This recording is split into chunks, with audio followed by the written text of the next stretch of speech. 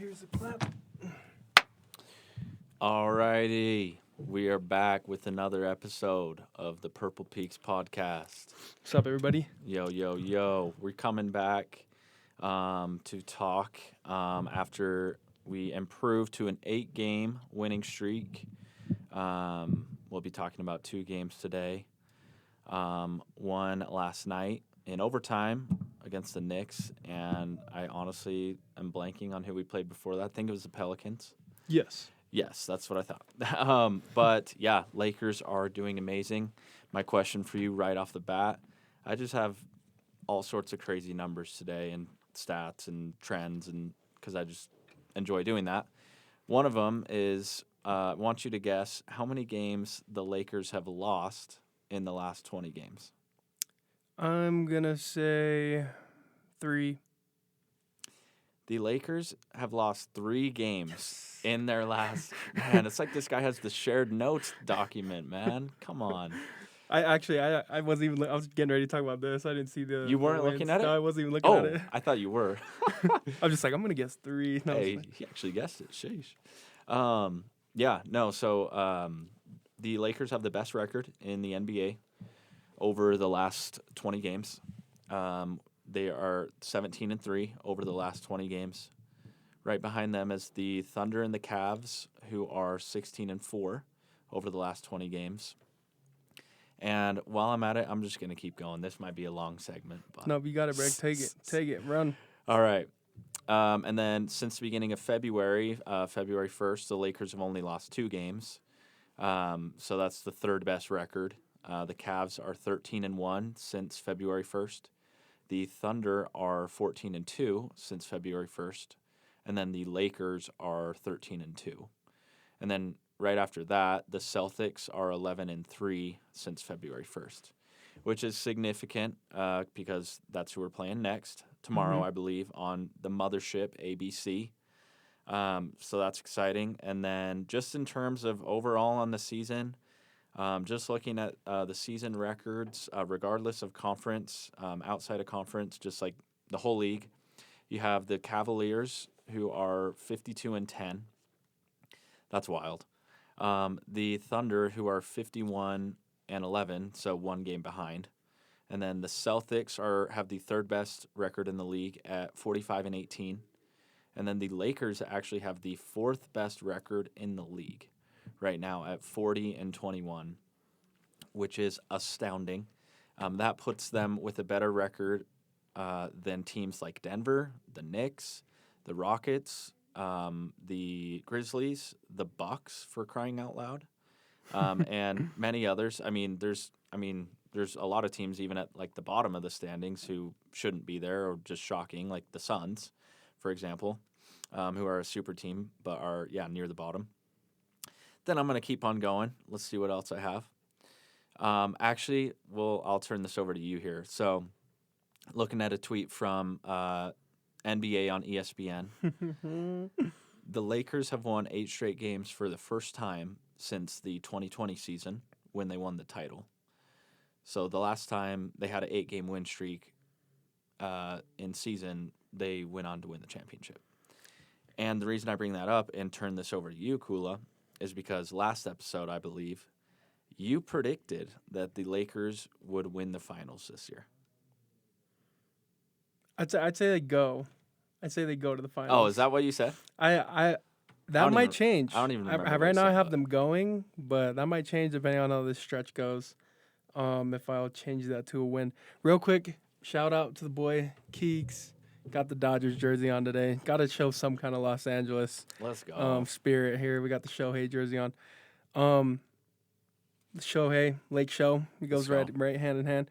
And talking about that 8-game win streak. That 8-game win streak came right before the bubble. And it kind of like the Lakers were the best team, I think, in my opinion, before they went into quarantine or that hiatus that they had with Corona. And I think that's kind of the same thing here. The Lakers are just heating up. And what's also interesting is that if you think about it, it's kind of at the same time, right? February was when the league shut down, right, for Corona. True. February, so kind of March, weird here. And And yeah, that was like 80s. What was that? 80s first or second season in LA. Yeah. And here we are, Luka's first season in LA. They're on an 8-game win streak, kind of around the same time of the year. Luckily, we're not going through a world pandemic right now, but the Lakers are absolutely hitting on all cylinders. Um, but yeah, I right now I'm still kind of iffy on the whole win finals thing. I think But you think they'll personally, make it? I think they'll go. Yeah. I think they'll go. That's still my prediction. I think they'll go to the finals. But in terms of winning, I think the Cavs will come out of the East. As much as I like to think the Celtics will just turn up in the playoffs, which maybe they will, but as of right now, I don't think anybody looks as good as the Cavs, if Yeah. I'm going to be totally honest. Not even the Thunder. Um, and that's kind of the team that the Lakers don't want to see in the finals is a team like the Cavs, so much size, really good shooting. Yeah. That's basically what separates the teams that the Lakers have been playing with great teams is just size and shooting. And just I'm not going to change my prediction. I just have them going, but I Have 'em really going, want to okay. say they're going to win. I really want to say they're going to win, but yeah, it's not a coincidence. I think this is a good sign. 8-game win streak. Yeah, definitely a And good sign. hey, you win last night. You feel really good going into tomorrow night against the Celtics. You get a night of rest, That's true. and then you go play at the Garden.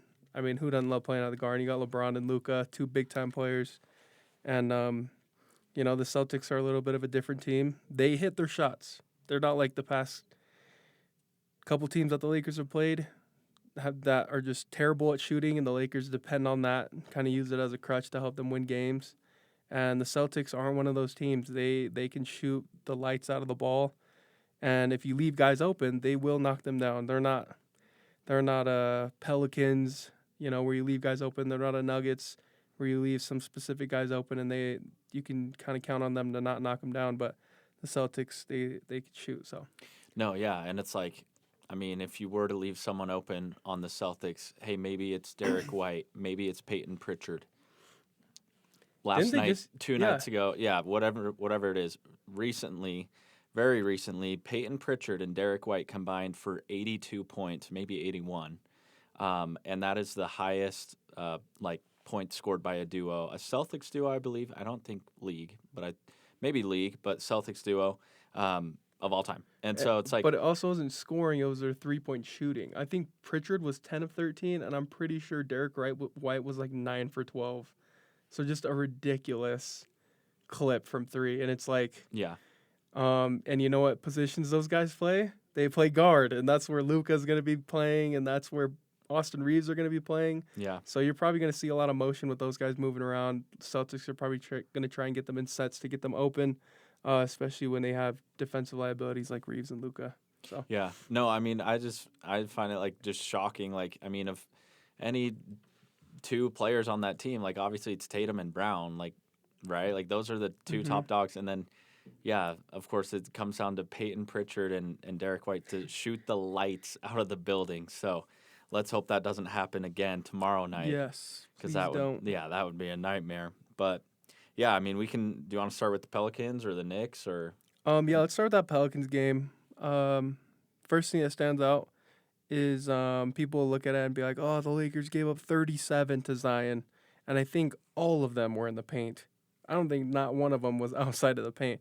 And everyone's going to kind of pick on that. And they kind of were. They were like, oh, like Zion was in the paint all day. Like he was doing everything he wanted to do in the paint. But then it was like, hey, but what else? Other than Zion, who else shot? Who else made buckets? And that was kind of the theme for the night. Let Zion do his thing in the paint, and we'll do ours on offense. And I think that's going to be a thing going later into the season, or especially in this home stretch, or not home stretch, but just like stretch of games to finish out the month. But it's just letting the other team's guys do their thing and really making the supporting cast beat us is something that I think I've noticed from the Lakers in this win streak. Is they let the other team's guys, their guys, do their thing, and they say, hey, 2, 3, 4, 5, 6, you guys beat us. How about you guys beat us? Yeah. And I think it's interesting when you bring up Peyton Pritchard and Derek White because those are guys you would want to beat you. Yeah, exactly. I mean, which is really interesting is that, and that's the thing about the Celtics is those guys can beat you if you really do let them have those shots. Yep. But yeah, that's kind of what happened with the Pelicans, and we ended up blowing them out. I think LeBron and Luka were both sitting by like 8-minute mark in the fourth quarter. I think it was out of reach. Um, but once again, yeah, just letting the other team's guy do his thing, and then kind of forcing the other guys like, hey, you come do some. I think we were leaving Bruce Brown open a ton. I think on the perimeter we were like not even worrying about him, and you can see it. You can see on the offense, they know who they don't want to go to. They know who they don't want to go to. Do you leave Bruce Brown open? Not a great 3-point shooter, not a great perimeter or playmaking shot creator. Yeah. You can see it all night. Like the Lakers were literally ignoring him and just whether it was C.J. McCollum or Zion Williamson, they would always play some kind of help to one side and literally leave players like Bruce Brown or Trey Murphy open, which Trey Murphy's an all right 3-point shooter, but I'm pretty sure he was playing a 4 for them, and he finished with a minus 29, 1 of 6 from 3. So, you just kind of force those other guys to make shots. And when the percentages aren't on their side, that's who J.J. Redick tends to expose, and it works out in the Lakers' favor. Yeah. Just looking at the box score, I definitely want to check out my GOAT, Jose Alvarado. 1 for 6. GTA, Grand Theft Alvarado, looking at it. 5 points. And then, of course, you got to shout out Kelly Olynyk, Utah Jazz legend. Yep. 11 points. But, no, I mean, to your point, yeah, I mean, even Kelly, he's a meme, but he's actually a big part of this team, of the Pelicans team. He had a great game against Utah. But, yeah, I mean, to your point, 4 for 9, which is all right. And then, I mean, obviously Jose's not a huge part of the team, but he does finish 2 for, can't see that. 2 for 8. Yeah, 2 for 8. Wow, I'm blind. But he's like a spark for for New Orleans. Like they bring him in, they're like, hey, give us a couple threes, give us some offense, and he wasn't even able to get anything. And from what I could watch, the Lakers were pretty much stout on defense, to be honest, the whole game. They just were not allowing people to get very good shots. I don't know the shooting numbers for this game, but just looking at the box score here, I don't think the Lakers did the Pelicans shot very well, period, from the field. I mean, looking at their starting 5, other than Zion and Trey Murphy from the field, everyone looks like they shot under 50% from the field. And that's kind of what the Lakers are hoping to do. And that's what they did. And especially with on their bench, a lot of negatives for the plus minus for the Pelicans here. Yeah. I think Zion's the only one that finished over +5. Everyone other than that is like under +5. So, yeah, Lakers did incredible job against the Pelicans. Yeah, I mean, you mentioned, Zion gives you 37, but outside of that, there's not much to it. And, most of those are coming in the paint. And just, not 1 3-pointer for Zion. That's crazy. Yeah. Not 1 3. And it's just, it just comes down to, like, what you're willing to live with. Mm-hmm. And that in itself comes down to coaching as well, just different schemes and strategies. For me, and I believe we texted about this, may have been the Jackson Hayes game. Yep. And it's funny because last episode we read a crazy tweet. I think it was from Laker Rob, on Twitter, just like basically saying I'm exaggerating, but basically saying Jackson Hayes has been playing like the best center in the league as of recently. And I mean, I don't know, maybe he has, but like it just sounded like a stretch. Shout out Rob. Rob. And then maybe Rob knows ball because Jackson Hayes comes out against the Pelicans, 19 points and does not miss a single shot. Or free throw. We'll talk about those a little bit later. 8 for 8, and then 3 for 3 free throw, and then 10 big boards as well. I didn't even see that. 10 boards too. Yep. Come on, man. Come on. That's what jumped out to me from this game. I mean, just kind of casually following it along. That's what jumped out to me was the Jackson Hayes game, and then obviously LeBron and Luka did their thing, combined for 64 points, which is just absurd. Yep, and you can expect that, on a nightly basis from these two guys, and once again, I just want to talk about Jackson Hayes. Rob, huge shout out to Rob. Laker Maybe Rob. he does know his ball because Jackson Hayes, man, and we'll get into his performance against the Knicks, but holy cow, bro is taking full advantage of this opportunity. He is playing. He's the starting center for the Lakers, whether you like it or not. Lakers fans, he's the starting center, and you can't deny it. Dude is filling his role. He's doing what he needs to do. He's not trying to be something that he's not, and that's all you can ask for from that kind of guy on a team where you have Luka and LeBron. And it's not that hard to be that kind of guy when you are playing with those two people that can make base virtually any pass on the court from the half court set.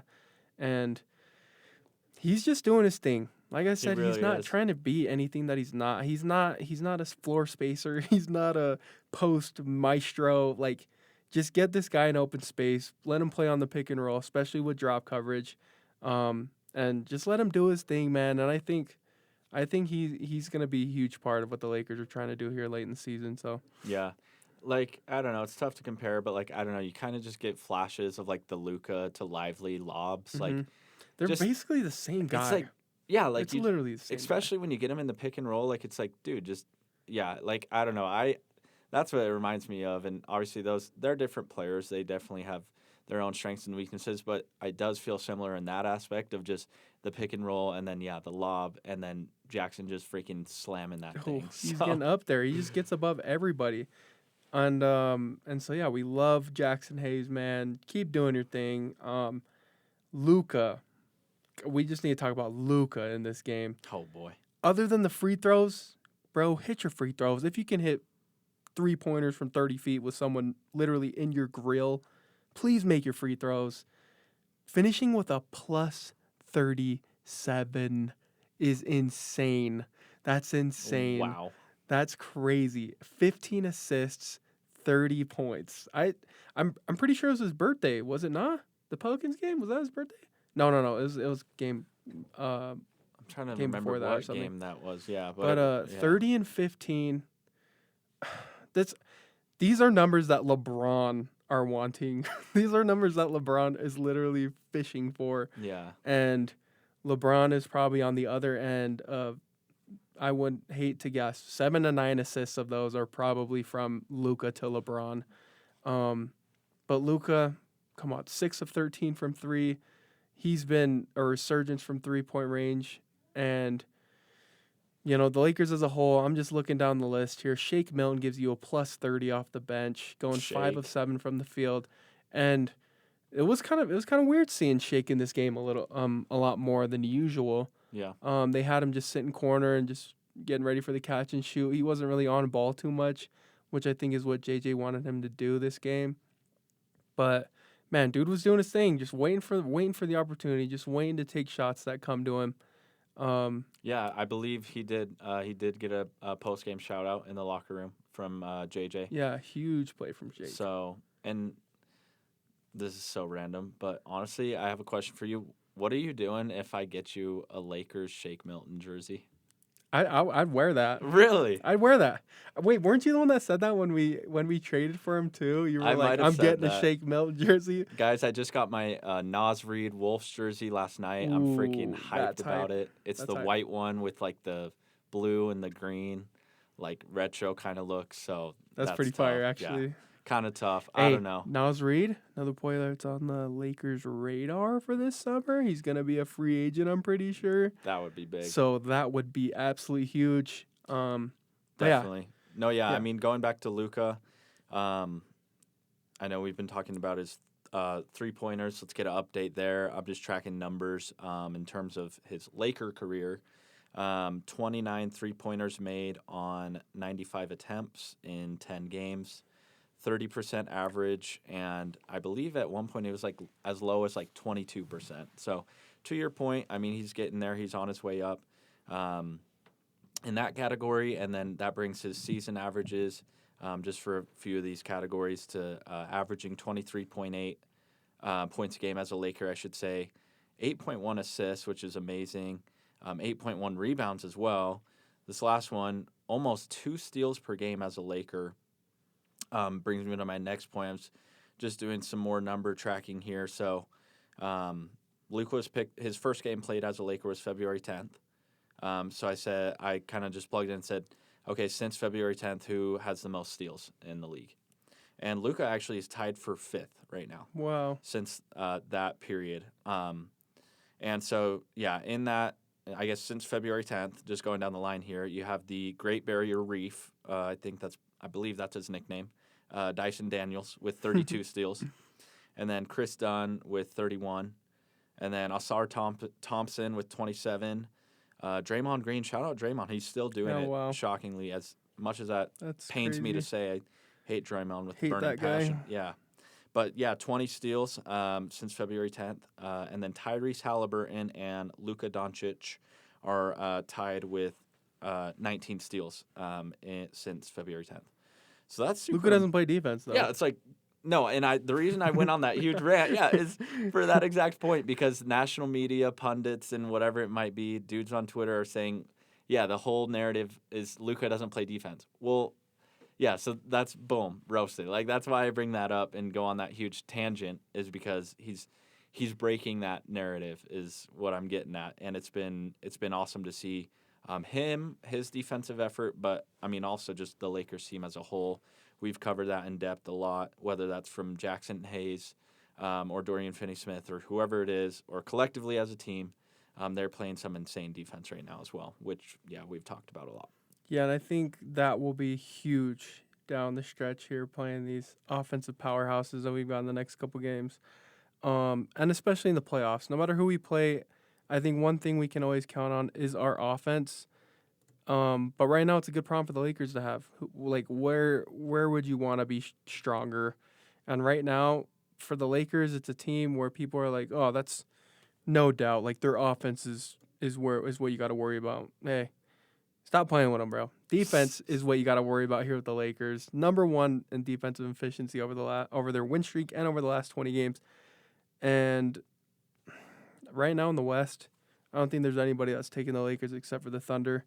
Oh yeah, I really don't think so. I think the Nuggets, I think the Lakers got those guys figured out, and I don't think they'll see them in the playoffs, which I'm very grateful for. Just kind of depends on where we end up and where they do. But as far as like our strengths go, I think it's a good problem to have. Like, what do you got to worry about the Lakers? And right now, it's both sides of the ball. Yeah, no, for sure. And yeah, that just reminded me of something else. Here's another tweet from Legion Hoops. I guess I'll just read it. The Lakers have now won 12 straight games versus teams 500 or above, going all the way back to January 19th. And so it's like, yeah, you think about this win streak, their recent success, whether that's winning 17 of their last 20 or on the 8-game win streak, all sorts of these numbers. And you might say, oh, well, who are they playing, right? I mean, are they playing sucky teams? Like, obviously, that's a natural question to ask. And they have won 12 straight versus teams 500 or above, which is extremely impressive in, a crazy league right now with some very good teams. And, yeah, I mean, obviously, tomorrow night is another test against the Celtics, who are, one of the best. So we'll see how that goes. If they can, I mean, that would go to 13 straight games versus teams 500 or above. So we'll see how that goes. But, yeah, I just thought that was a crazy stat as well. No, yeah, and that's one thing that I've seen just all over media right now, and things that have to do with the Lakers. And it's like, oh, the Lakers gonna fizzle out. Oh, like, is this just like, what are the Lakers doing? It's like, nah, the Lakers are a good team. We need to stop pretending like they're not. And that stat that you just pointed out is the perfect, like, that's the perfect statement. They're beating good teams. They're beating good basketball teams because they're a great basketball team. And we just need to stop pretending like they're not, especially in the media. It's like, what else do you want these guys to do? Like, they have two of the best players in the league. Like, what else do you want from these guys? Like, just let them play. Just let them play their game. Yeah. We don't expect too much of them. We don't expect anything less of them. But we just expect them to play great, and that's what they've been doing. And, I'm really glad you brought up that they're beating good teams. They're beating good basketball teams. Yeah, no, they definitely are. In the win streak, pulling this up, another number, and then we'll get to the Knicks game. Here it is. But yeah, and I think I mentioned this last episode, and actually the numbers are super similar. They haven't changed much. But yeah, in this 8-game win streak, the average final score is 114 to 103. So, I mean, what's that, 11 points they're winning? Yeah, winning every game by 11 points. Yeah, average of 11 points. Like, I mean, I mean, that goes back to our previous point. Like, not only are they beating good teams, but they're also beating them by 10 plus, which is Mm-hmm. pretty impressive. I mean, if I'm not mistaken, they would have won that New Orleans game probably 40 if they didn't take their starters out. If I'm going to be honest, Yeah, they I probably would mean, have won that game by 40. a couple of these games have been, like even the Denver game, like we won by 23, right? Mm-hmm. And then, a big win against New Orleans, which could have been bigger. And then the rest of them have been Pretty relatively close. close. Yeah. Which you can expect, you know. Yeah. But yeah, no, we can get to the Knicks game, which was last night, because that was an overtime thriller. Yeah, and just going back to that Pelicans box score, which I think was super interesting. I'm going to point this out. Gabe Vincent went 0 for 6 from 3 in that New Orleans Pelicans game. Okay. And I think I remember watching that game and I was like, "Geez, like Gabe cannot like like bro just cannot make a shot." Like Yeah. I'm not even lying. Like there are some games where you're just like, "How why was it such a big deal when we signed this guy?" Yeah. Like he Yep. had a huge like performance in the finals against the Nuggets, but he goes 0 for 6 in that Pelicans game. In a game you should win, not really too much pressure. And then he comes to crypto and hits 4 massive threes. He hits 4 massive threes in the fourth quarter. And I don't think one in overtime, but all huge threes to get the Lakers back in the game and to get them back in the game and tie it. And Yeah.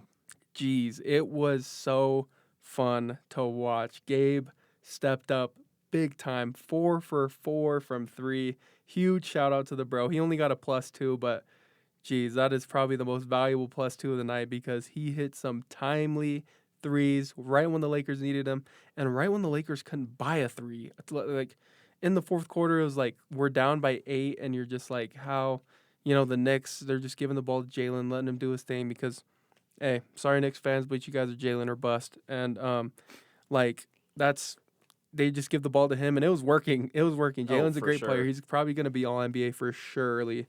And it was working. Like just give Jalen the ball, let him cook the shot clock, and then let him hit like a post fade, and that's just chicken every time. But yeah, huge shout out to Gabe just to start it off. Like, oh my goodness. Yeah, and I mean, almost everyone I heard from, just in terms of interviews, whether that's JJ, LeBron, Luca, even Jackson Hayes, I believe, all 4 of them, and maybe even more of staff members and players, credited the win to Gabe. Like, they literally flat out said, we would not have won this game without Gabe. And I'm right there with them. If you, like, I know you said you were able to catch the game, but dude, if you were watching those last like 6 minutes of the fourth quarter, it was like, oh, the Lakers are cooked. The Lakers are cooked, and like especially like late game, those like those last 4 minutes where we were like down by 4, down by 6, down by 4, down by 6. You hit a shot, Knicks come right back, and it's just like it was like Gabe, LeBron, Gabe. That was it. Just threes raining down. Yeah. I think one was off a loose ball that Jackson Hayes kind of forgot what the ball was at one point, and he just grabbed it, threw it to Gabe, and Gabe said, "Oh, I'm chucking this." He hits it, and then we're like down 1 again. Yeah. And that was like right after. Oh my gosh, I'm trying to channel my inner LeBron recollection, but I'm pretty sure Gabe hits that 3, and then Josh Hart comes back, hits another 3 to go up by 1, or he hits another 3 to go up 3 again because it was tied, and then LeBron hits 1 to tie it. I think we're pulling up the highlights, so maybe I'll be able to correct myself. But yeah, Gabe just absolutely huge. It was such a blast to watch that all wind down and just see Yeah. Gabe just make those plays. And that's why you sign a guy like that. It's like I think Nick was pointing this out earlier. Like Gabe, he only played 11 games last year, but he averaged a 10% from 3, He was horrid. which is terrible. And I'm pretty Yeah. sure he was taking a pretty good amount of threes. 28 and 11 games played. 28 attempts, yeah. Yeah, and so you watch that and you're like, okay, Gabe, like, okay, let's just accept that this was a garbage signing. And yeah, he came up huge tonight or last night. It was quite the spectacle, I will not lie. Yeah, and granted, he has played a lot more games this year, but he is now up to 33% from 3 compared to the 10% last year. Mm-hmm. And yeah, like, I don't know, I'm kind of just forgetting like the exact time, but I do remember like the narrative and like just NBA Twitter like absolutely grilling this guy. Yeah, Like slander, it man. might I don't know if it was last season. It Like was definitely last I season. feel like it was, but it's interesting because he only played in like 11 What? games. Yeah, that was like the main gist of the slander was just like Burrow just wasn't playing. Yeah. And Well, when he did play, that's he was right. just That's right. dookie. Like when Yeah. he did play, it was just like bad. That's right. Yeah. Now it comes back to me. Yeah. I mean, he's injured or just going through things. Yeah. Yeah. So, no. And I mean, it's like you just can't be happier for the team and for him and for that performance last night. Jeez, could you imagine being in that arena, bro? Like, It looked oh electric. my goodness, it man! really You know did. that was just everyone's standing up, and there's 3 minutes left. Like Yeah. everybody's standing up, and there's 3 minutes left on both sides of the court. Whoever has the ball, like, oh, that's when you know it's a banger. And Spike Lee was in the building, like, coming all the way out to LA for that game. Come on, like, how can you? The game just can't get any bigger than that. I mean, if you look at the shooting numbers, definitely doesn't square up to be a great, like, an all-time great game. Like, oh, both teams were just phenomenal from the field. I think both teams shot like under 30% from three. I think Lakers shot 30 and they shot like 27 or they shot 23% from three. Yeah, we can So look at it here. not like a historical shooting night. Like both teams were just on fire from three, but from the field they were all right, like 42%, 43. Even looking at the attempts, I mean, look at those 3-point attempts. What is that? 85? Yeah, 85 threes were shot and only 24 were made. 24 out of 85 between the two teams, obviously combined. So, yeah, I mean, threes were not falling. And, like, one thing that jumps out going right off that is Austin Reeves. Like, he was struggling, too. And granted, it's his first game back from injury. But what I did love to see, and I believe this was in overtime, he finally does hit a three and literally, like, raises his hands like, praise Jesus! Yeah. Like, that was hilarious. Like, literally in overtime. And it's like, you can't even blame him at that point. Because nothing was falling for him or, I mean, even really the team at that point, besides outside of Gabe, obviously.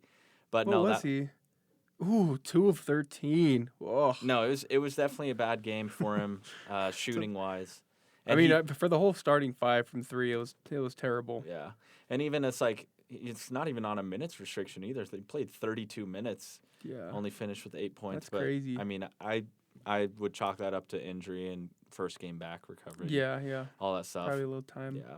But, no, all around a great game. LeBron and Luka combined for, 63? And what, the night before they combined for 64? That's nuts.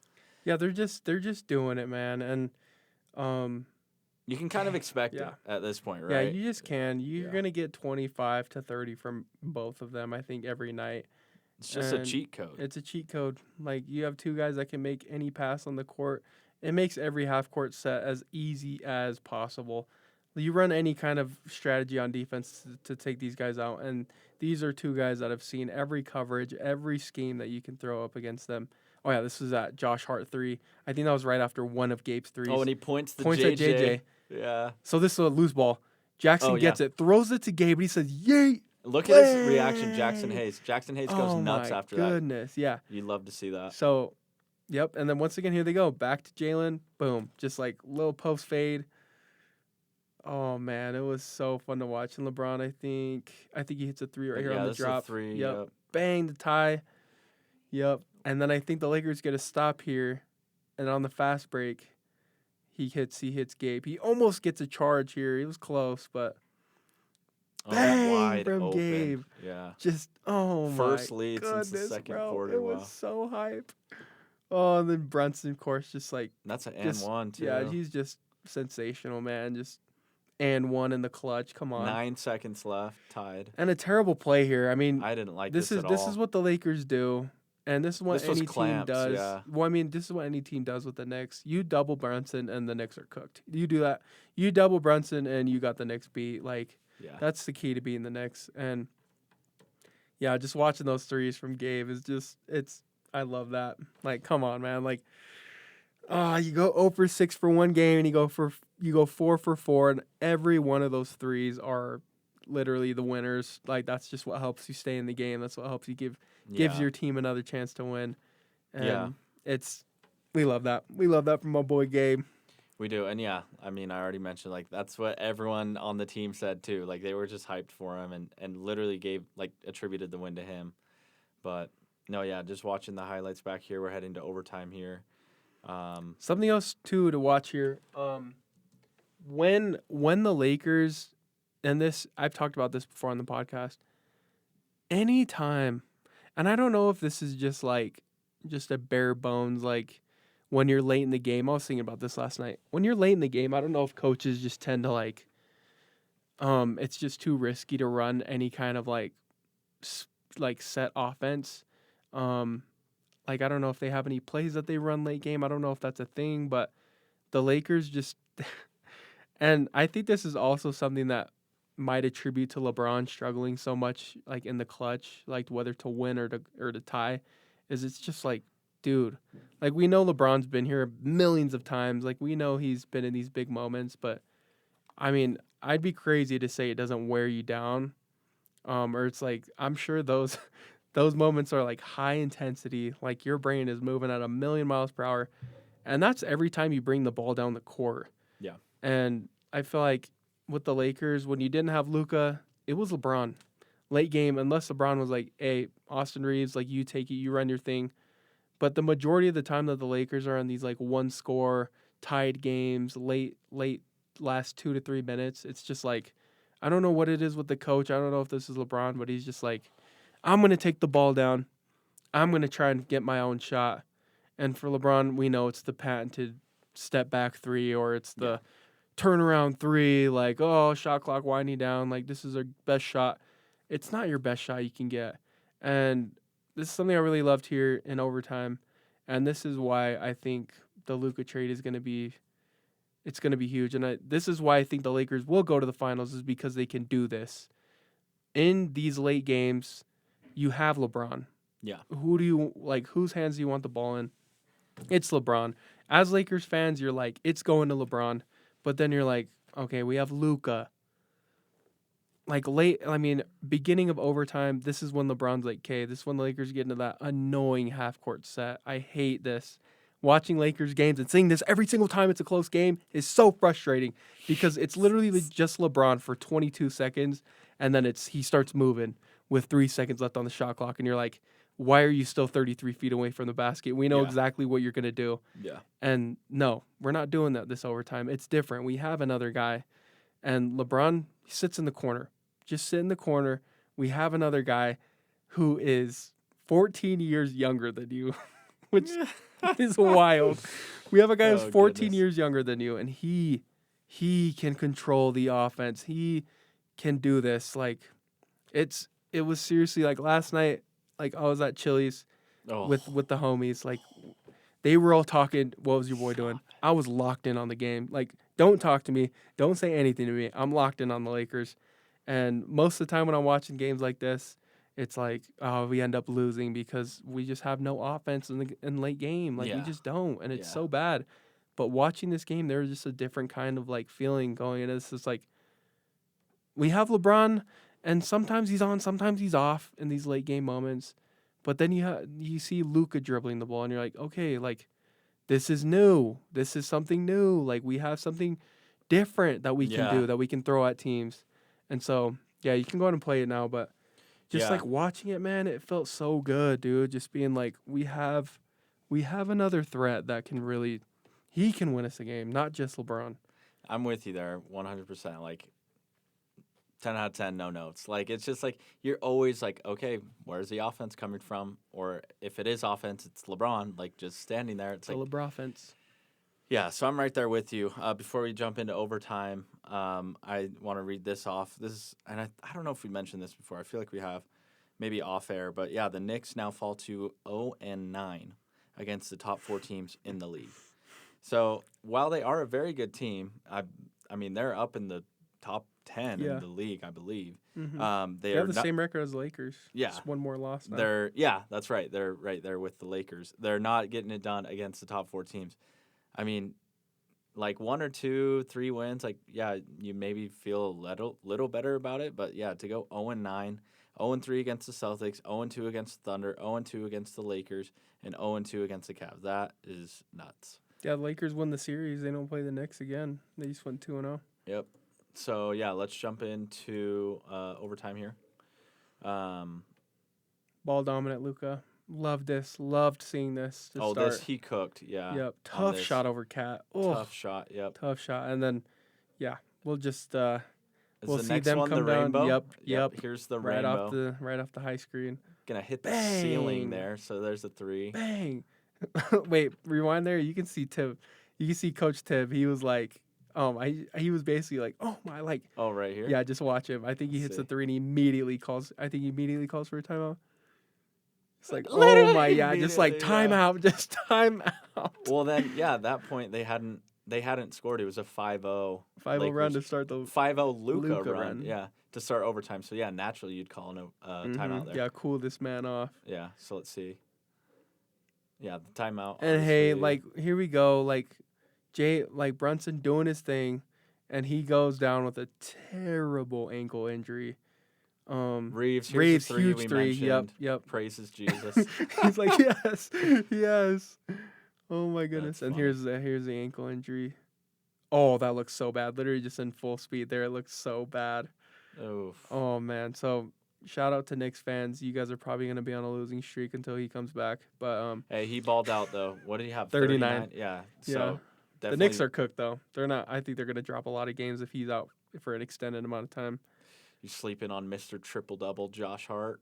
Yeah. Just kidding. Missing our hometown boy, Josh Hart. We drafted that boy. No, we'll see what happens with them moving forward though. But yeah, you see here like Knicks just look like, what are you doing here on offense? OG goes and gets a tough bucket. That was a tough bucket. It was.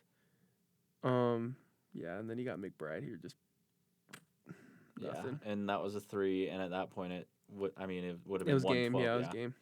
Game anyways at that point. But another thing that I want to point out here, looking at the score, Jackson Hayes, 2 for 2 from the free throw line.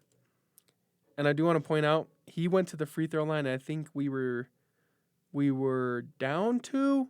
We were either down 2 or up or tied. I don't remember what the free throws were. But he hadn't shot a free throw all night.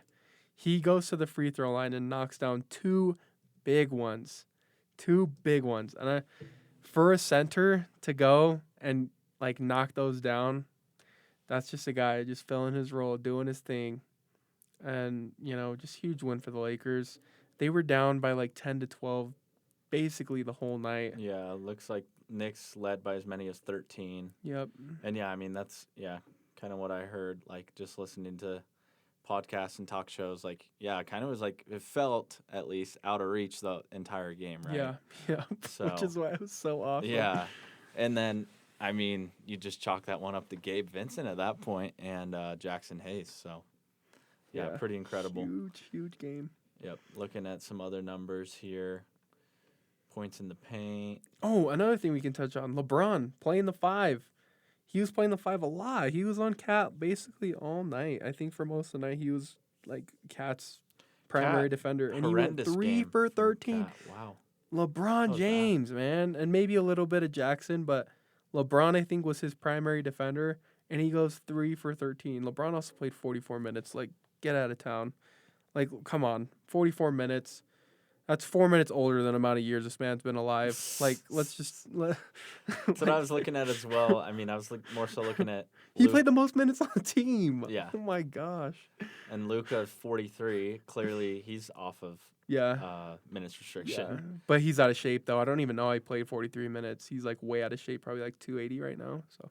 Yeah, but don't even get me started on the Mavs. But one thing I will say, like Quentin Grimes, his literal teammate, came out and publicly pretty much just said, yeah, that's crap. Like, just in terms of, like, the narrative was, like, slamming Luka's work ethic. And it's, like, Quentin Grimes was like, yeah, every time I went into the gym, like, for, like, late night hoop session, Luka was there every time. Quentin dropped 45 on Sunday, didn't he? Gosh. So, yeah, don't get started on that. But, I mean. We're still thinking about you Mavs fans. Don't worry. At this point, we're just going to build a statue for Nico Harrison. And... yeah, the other thing that we can bring up. I think the Mavs are almost out of the hunt. So Lakers have 8 wins in a row, as we've talked about. The Mavs have 8 healthy players on their roster. I think if the Suns keep winning, dude, I think the Mavs are gonna move to the 11th spot. Yeah, that is an interesting spot in the Western Conference just because you would have thought that the Mavs would be right there, but someone is going to have to take that spot, and it comes down. Yeah, the Suns are 3 games behind. Yeah, 2.5 games behind, I the think. Sun, well, it's all pretty close. You got the Suns, the Blazers, and even the Spurs, but they're without Wemby, so we'll see what happens there. But yeah, it's like you would think the Mavs would be in that spot, the 10th spot, or even move up even higher if they were fully healthy, but they are clearly not fully healthy. There was also a clip. I don't know if it was like can't remember if I was watching the game or Twitter, but they showed the Mavs bench, and there was one player on the bench, like dressed, like one dressed player. That is absurd. Like what? Oh, gosh. So yeah, no, interesting predicament there in the Western Conference at the bottom there, with the Suns, who are also a disaster as well. So it's like, man, do they get it done or do they implode? I mean, they are imploding right now. So see what happens there. But yeah, a great Knicks game, and the Celtics up next. Yeah, I'm still shocked about LeBron and Luka combining for 64 and then 63 in. I mean, Also, real quick note, me and Nick both had that Knicks game as an L. yeah, we both And the chalked Lakers it up once for an L. again win a game. We both had it as an L. They're just For me, it's like, okay, let's see what happens tomorrow night. Like, if we win tomorrow night, I think I might be all in. Like, I'm still on the fence. Like, I'll be honest. wait, like all in. What do you mean by all in? Like I guess what I mean by all in is like, okay, the Lakers are actually a good team. Like a NBA Finals contender, because like we've okay, well, you got to admit they're a good team. They're a good team. yeah. Well, so it's like They're more a good team than they are like in question of being a good team. that's what I'm getting at. Like, because there's a lot of good teams. Like, I guess I'm talking about like peak top contenders. Like, you cannot f with me. Like, Cleveland Cavaliers are up there. Yeah, Thunder. Maybe Celtics. Like, clear contenders. Whereas like there's a lot of good teams. The Denver Nuggets are really good. The Knicks are really good. The Grizzlies are really good. And it's like the Lakers. Like, for me, it's like, yeah, they're still kind of in that section of like, yeah, one of the top teams, but I don't think they're a finals contender. But if they beat the Celtics, then I'm on board. Okay. Yeah, and that's so what? So wait, what would you have said about the Knicks though? Like before you played the Knicks, when we were talking about the win streak, what was your thoughts then? Like, was it kind of the same? Like Lakers, if they beat the Knicks, like okay, they're good, or is it like, or were you like, okay, the Knicks are just another one that they can beat? Yeah, well, it's like, and you mentioned it, we both chalked that one up as a loss. Like, I was anticipating a loss because the Knicks are good, and I didn't know, yeah, if the Lakers could get it done. Like, I just kind of had doubt. Like, I guess. Well, there's any doubt with a win streak, you know? You're like, okay, when is it going to end?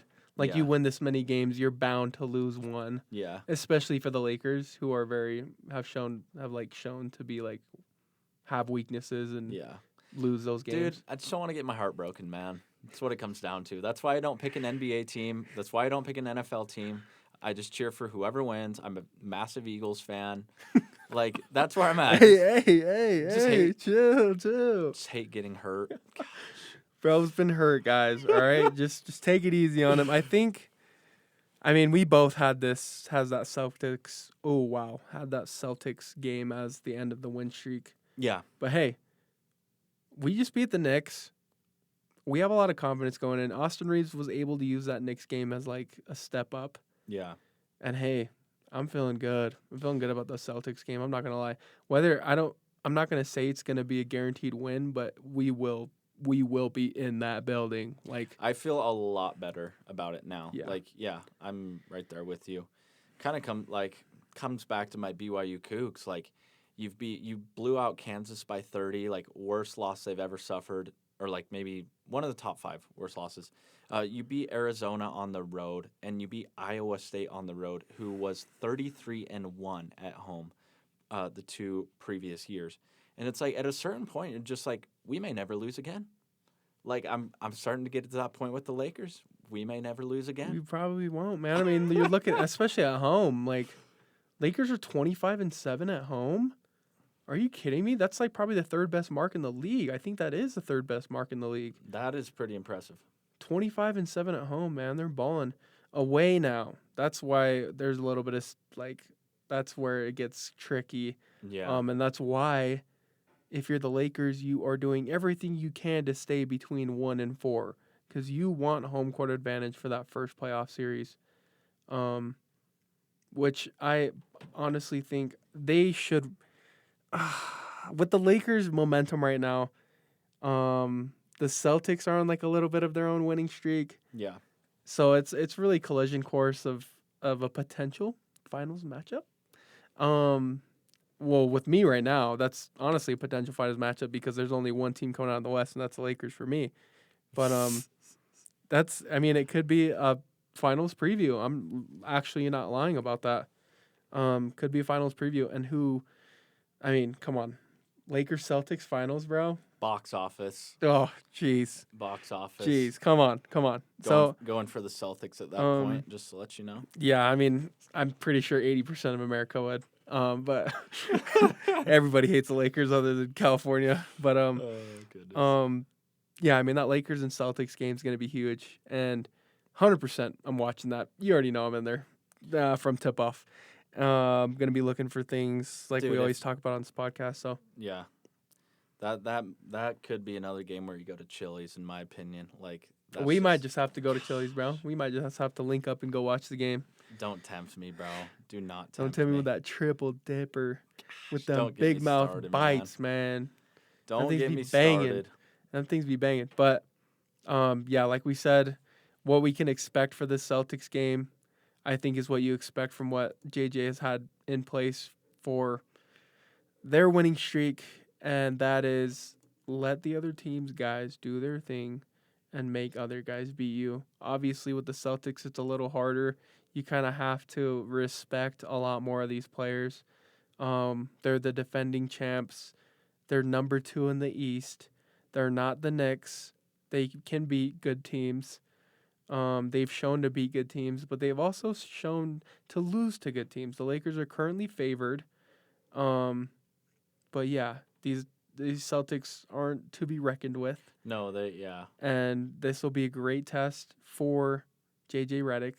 The Lakers did win their last meeting pretty handily, 21-point win. But yeah, like I said, these aren't the Knicks.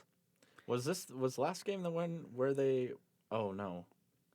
When was the game where they didn't have LeBron and AD? Was that a few years ago? I think that was last season. Okay. I don't know why I got that mixed up. Because that game was nuts. Yeah, that game was crazy. I think they blew the Celtics out too with that game. Yeah.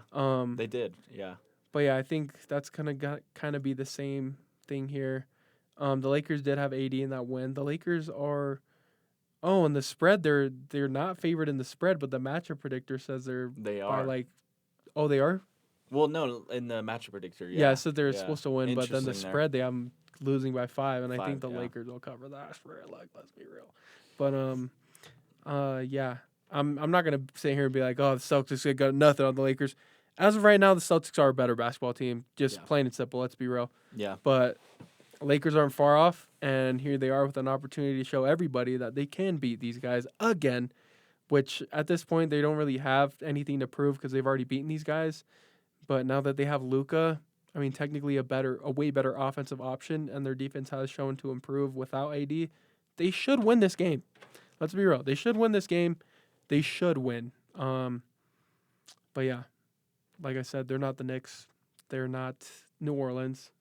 They're not any of these teams that you've beaten over this win streak. This is a whole different beast. Yeah, this is one of the top dogs.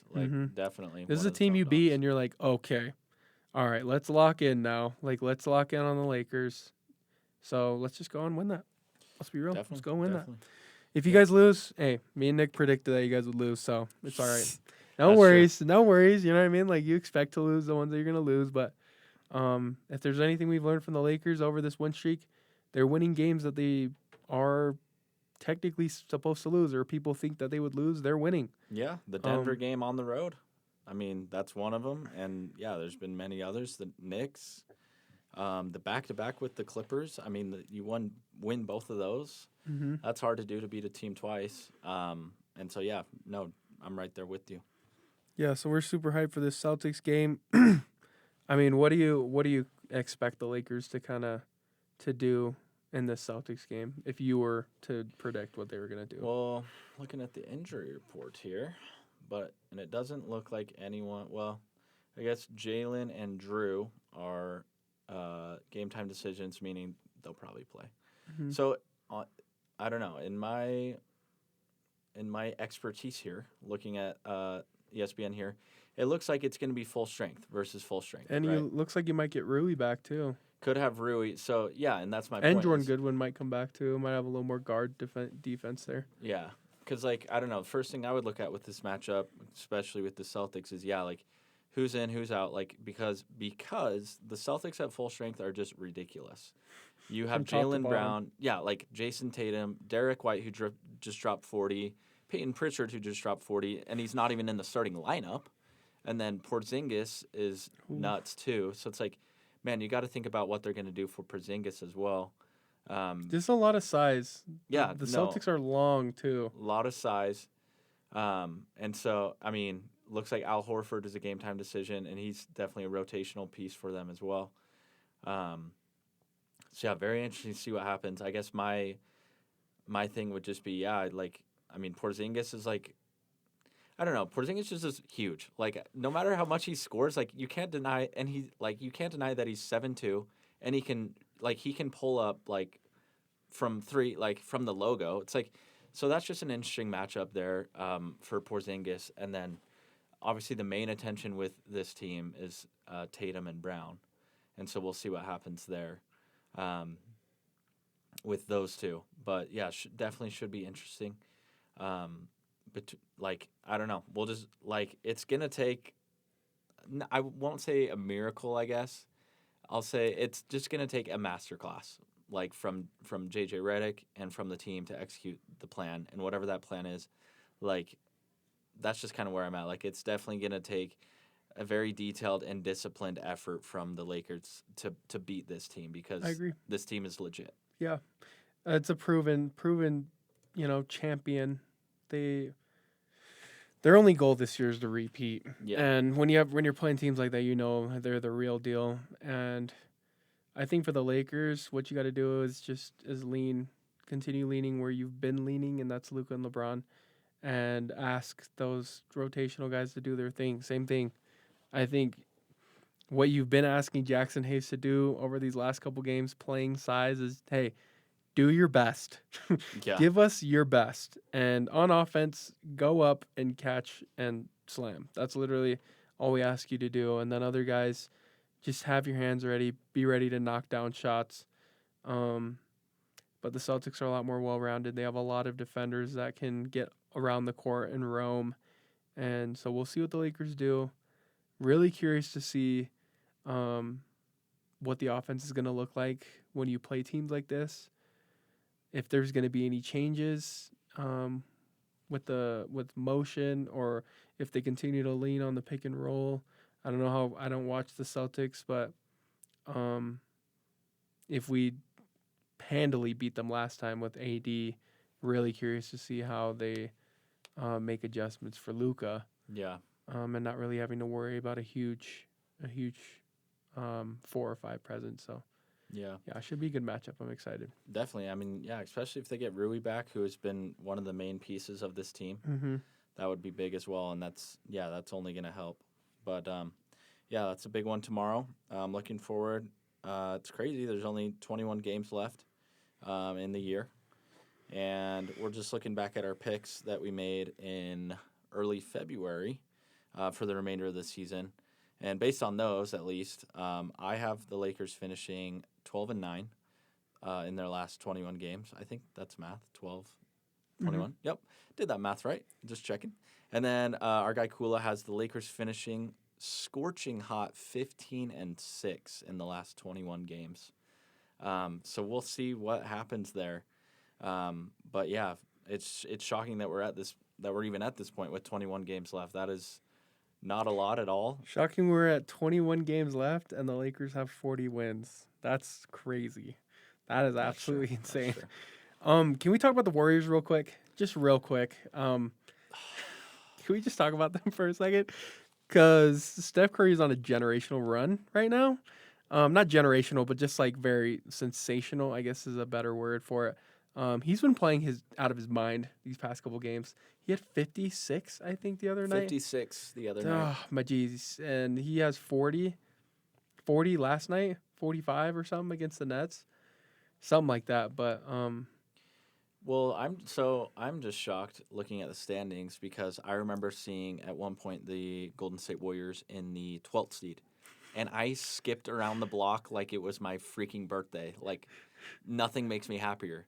Then we're just sitting here looking at the standings, talking about the Lakers, the Thunder, and the Warriors are suddenly in the 6th seed. Like not even in the play-in, the actual like playoff conversation, and I'm so sad and mad and they just keep winning. whatever combination of words you want to use there. But I mean, yeah, no, to your point, they're on a hot streak. I believe they're 8-2 in their last 10. Oh yeah, it says right there. Duh. And I mean, it's tough for me also. Here's another dynamic to point out is I love Jimmy Butler, but he's on my least favorite team. So what the freak am I supposed to do? So that's tough, but I would like to chalk it up obviously to Steph, but I do think that Jimmy Butler trade helped out massively. Even just in terms of like off the court vibes, like the whole entire fan base and organization, like they were done. I mean, I just said it. They were in the 12th seed, like they were kind of done, ready to just finish out the season and just roll over at that point. And Jimmy Butler comes in, new energy, new vibe, and turns his team around. Like I've seen multiple Golden State Warriors fans and tweets just like literally like thank you Jimmy Butler for saving our season, and it's like that's actually real. Like that's actually legit. He's a game changer. He changes teams. He comes in and makes a difference, and not very many guys do that for teams. Yeah. Especially a team with Stephen Curry, where it's like all you need is Stephen Curry. Yeah. And I think that's something that the Warriors have been rudely awakened to this year is that you can't just win with Stephen. Like, has Stephen always needed help? Like, in reality, has he always needed help? I don't think Draymond is very much of a difference maker, maybe on defense, but Yeah. man is virtually zero on offense. Dude has literally no bag. But you get a guy like Jimmy who gets to the free throw line and allows you to rest in between stops, and it opens your game up a lot more. You got to worry about a guy that's can hit from mid range pretty consistently, and can get in the paint and get you to jump, and a lot of and one opportunities. And we know he's a great defender as well, and he's 31. You know, it's all right. Like good age. I think it's a good time. If there was any better time to pick up Jimmy, it'd be right now, where he was not very happy in Miami, and now he's in a place where, you know, it's not all about him. He knows his role, which is really surprising because I kind of expected him to come in and be like, "This is my town." That's what I But thought instead, too. he Yeah. was like, "Get the ball to Steph and get the hell out of the way." That was Yeah. literally his famous yeah, quote. that's been impressive as well. Like I was the same way. I was like, man, because he's just an alpha male, right? And Mm-hmm. on the Warriors, like, no, like he's like, dude, I'll be the third option, I'll be the fourth, I'll be the sixth option. Like, dude doesn't care. It's been very impressive to see out of him and out of Steph, and out of the Warriors as a whole. And yeah, now with them in the 6th seed, it's like if the Lakers were to drop down to the 3 seed, then suddenly They're playing the Warriors. that's your first round matchup. And Which I'm hoping doesn't happen, so that the Warriors can give the Nuggets a run for their money before we might have to play them. But yeah, I mean tomorrow's another. Who do the Nuggets play next? Can you check real quick? Let's see who they got. I think they play tonight. well, so yeah, because the Nuggets are only They're a a half game. So, yeah, yeah. behind the Lakers. Who do they got? The Suns. Oh, that's a decent game on ESPN. They'll win. They should win.